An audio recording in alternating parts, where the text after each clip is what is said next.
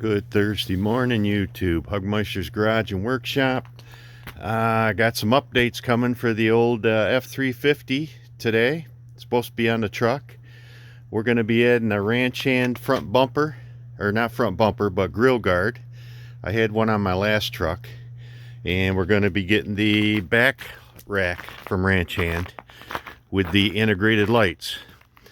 And once it warms up a little and I crawl into that truck, I already got a chaseway run for the wires to wire that up, and I ordered the wiring module for the back, so hopefully that won't take too long.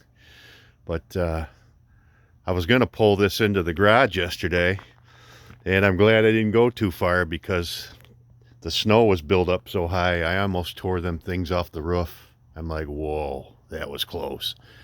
So in the winter, I know I can't get this in the garage anymore anyway, so that back rack, you know, I'll just have to be where I can stick the nose in or back it in, but no biggie on this. It's brand new. Hopefully I don't got to be laying under it very long, but we'll be back when stuff arrives, and I'll get under that truck and show you that chaseway I put in.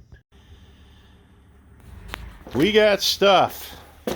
We got the headache rack. Got a free pallet. Throw that in the burn hole. Got our push bar. Hopefully that's our wiring harness. And that should be our, maybe our mounting legs for our headache rack. But I think we're going to do the rack first and see how it goes from there. Alright, the first thing I gotta say is this thing is a monster. Might be time to call in the emergency brother-in-law if I can't get this up there, but she's pretty hefty, which is what I want. There's the insert that goes in there. You can leave that out if you want, if you have a center window, but mine's a solid window, so I'll be putting it in. I thought I got boned right off the bat because in that box, headache rack splicing kit, which is not what I ordered. I ordered the direct T type. So I'm like, oh man, I'm getting ready to call the people, but there's the lights that I got to put in. I thought they came pre-installed, but not a big deal. And lo and behold, over on the other pallet, this is the right kit, which is what I wanted. So theoretically, I should be able to just package that up and throw her on eBay and get a few bucks. So we continue. Alright, we got our lighting tails dropped in there. Had to fish that down. Just used a string with a nut on it, dropped it down that rail and fished it out. And these are nicely labeled, so we'll put the lights in, see what she looks like. Okay, our lights are in. Not too bad. Just kind of soft push those grommets in, get the lips all straightened out, plug them in, and then pop the inserts in. So on to mounting the mounting brackets on the truck, I suppose. Time to go outside. Alright, here's our side rail mounting brackets and hardware. I did notice these are all steel. I mean, some of them, some of the outfits will give you a drop-in aluminum block, but these are all welded, powder coated steel nuts with heavy duty hardware. I mean, this stuff is thick, so I could see this is made if you actually got something in the back of your truck and it slides up and hits. These aren't going to bend. I mean, this is pretty substantial. That's why you pay for it though, right? All right, let's continue on. Oh, and by the way, this stuff was really well packed. It's with that plastic coated foam. Everything was laid in there nice. So same with that. That was wrapped really good, and the bumper guard looks to be wrapped pretty good as well. Alright, we got her all pre-bolted up. Got our center section in. Let me tell you what, this thing is a load. Hopefully I can lift it enough to turn it and get it on the rails without going over the side and putting a 2-inch deep gash in my paint. So I got the inserts already ready. Got the bolts up there, and we'll see what happens. Okay, we did run into one problem. When I went to finally tighten down these brackets through that stake hole in the front. This little washer sucked right through the aluminum side. So of course I had to take it all apart, and I'm gonna put a beefier washer behind it. I didn't even really tighten it down that far, but that's aluminum for you. But besides that, everything's going good. We'll be back with a finished shot, hopefully. All right, we got that on there. We're gonna drop that wiring harness down through and see if we can at least get this finished up today. Might have to wait till tomorrow to do the front part. Boy, I had a heck of a time with a cross-threaded bolt there, but we got her moving. Let's try to get this thing lit up. All right, we got this thing turned around towards the sun while we still got it. I'm going to show you, we got the wire started back to that module. I already got a fuse holder off. There's an auxiliary hot in that bundle. Yeah, that bundle that Ford gives you like 3 inches of wire. Thanks a lot, you cheap sons of bitches. But we got her hooked up. It's no fuse in it for now. But what I use, I ran a piece of 3/4 PEX down through and tie wrap it on the rail, so all your wires got physical protection. In the future, we're going to move that air compressor behind the seat, I think in the bed and a side toolbox. So I pulled some extra wires, and when I get a beacon, I think I'll be using that green one, and I'll show you underneath where we split it. We just pulled a fish string in there so we can pull something later if we need to.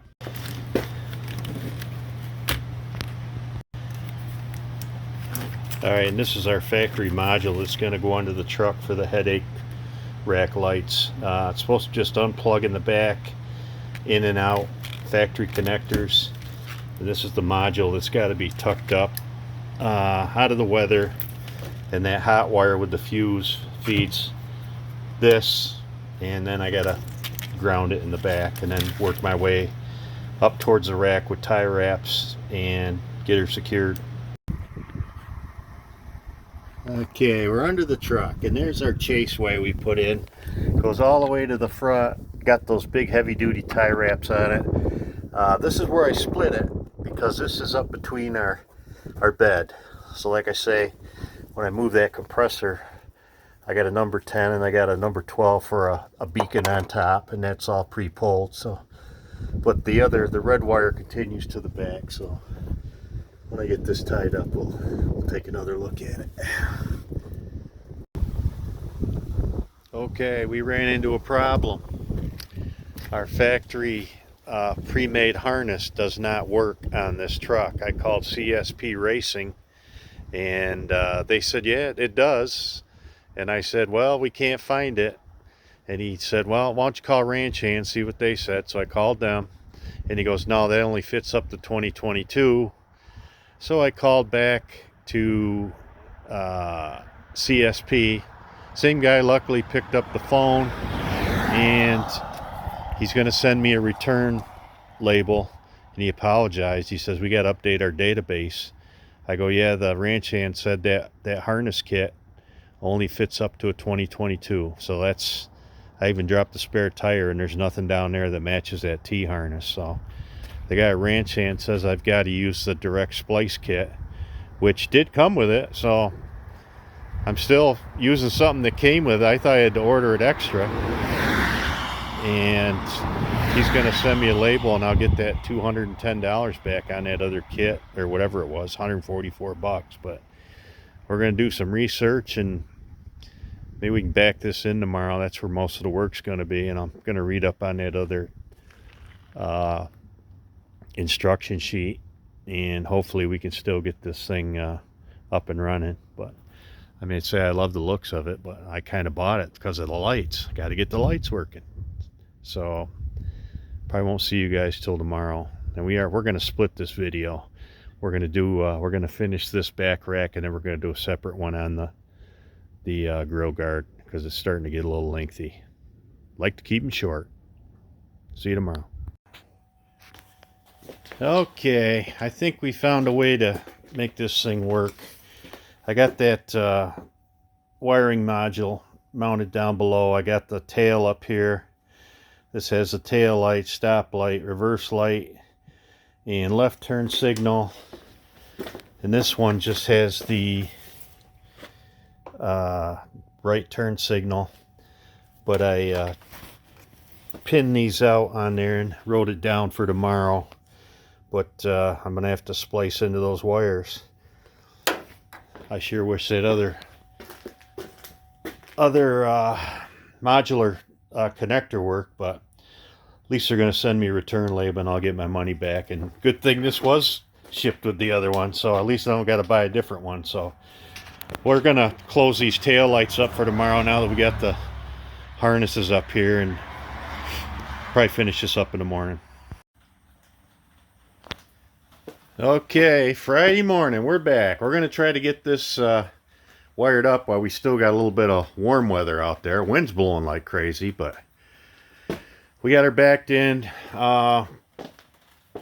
Actually, down below, I looked online, there's a for this module, there's a camper top third brake light wire.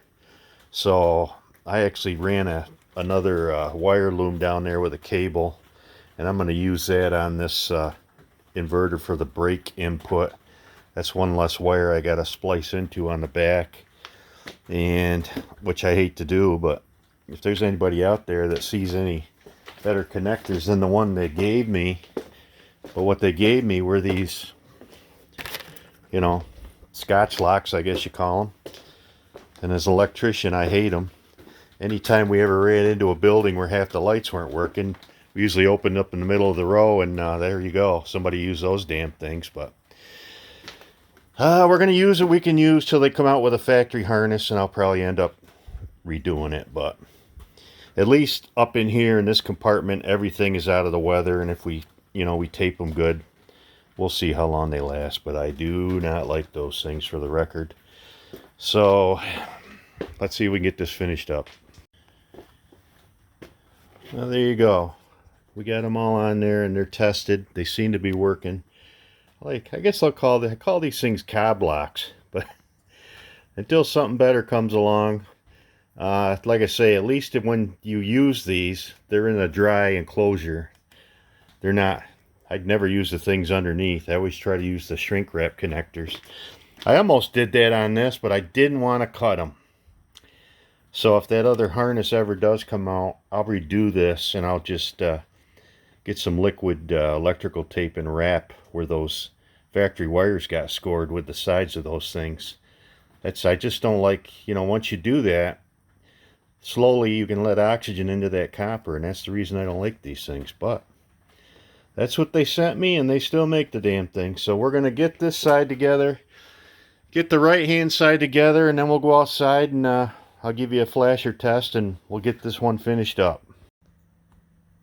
And before we take this outside, I'll give you guys a idea how I think this works. That 10 amp feed that you've got to run through this module that's tucked up under the spare tire, that 10 amp circuit is actually an auxiliary circuit that's going to drive the lights in that rack. And apparently it's some sort of I don't know if it's a solid state relay box or whatever, but these wires here that are wired to your tail lights, they're just like an input trigger that tells this relay to kick to turn certain lights on in your rack. But that's why they give you the 10 amp fuse, because these aren't really driving your lights.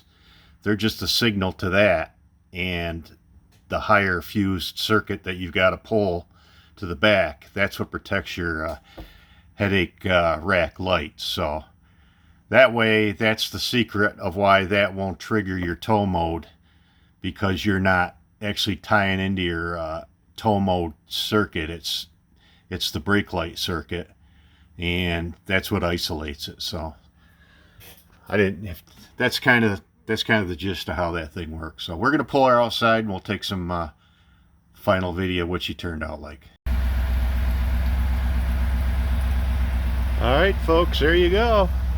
All lit up. Reverse lights do work. Park light work, stays lit. Brake lights work.